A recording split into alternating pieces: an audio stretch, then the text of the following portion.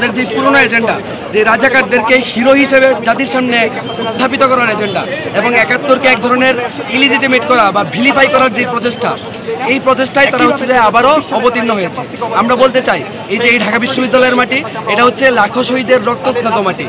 এই ঢাকা বিশ্ববিদ্যালয়ের মাটিতে, সর্বোপরি এই গোটা বাংলাদেশের মাটিতে কোনো পরাজিত শক্তি, কোনো পতিত শক্তি যারা ৭১, ৯০ এবং ২৪-এ জনগণের যেই ন্যায্য সংগ্রাম, সেই সংগ্রামের মধ্য দিয়ে পরাজিত হয়েছে, সেই পরাজিত শক্তি বাংলাদেশের মাটিতে কোনো ধরনের আস্ফালন করতে চাইলে সম্মিলিত ছাত্র সমাজ এবং সম্মিলিত জনতা সেটাকে রুখে দিবে।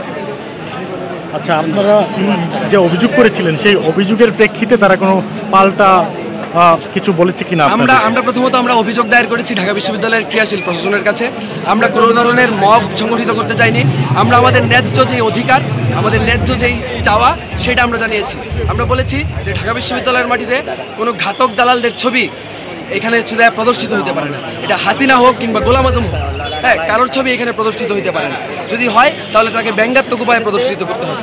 আমরা দেখলাম তাদেরকে হচ্ছে হিরোইকভাবে প্রদর্শিত করা হলো। আমরা বিশ্ববিদ্যালয়ের প্রশাসনের কাছে জানিয়েছি এবং আমরা দেখেছি যে আমাদেরকে টার্গেট করে নানা ধরনের উস্কানি দেওয়ার চেষ্টা করেছে সেই যে শিবিরের, গুপ্ত শিবিরের যেই ঘাতকরা, যেই হায়নারা, তারা আমাদেরকে উস্কানিতে ফেলে দেওয়ার চেষ্টা করেছে, কিন্তু আমরা তাদের উস্কানিতে কোনো ধরনের পা দিইনি এবং আমরা আমাদের জায়গা থেকে শান্তিপূর্ণ উপায়ে আমরা আমাদের কথা বলেছি, স্লোগান দিয়েছি, আন্দোলন সংগঠিত করেছি। সেখানে কার কার ছবি ছিল?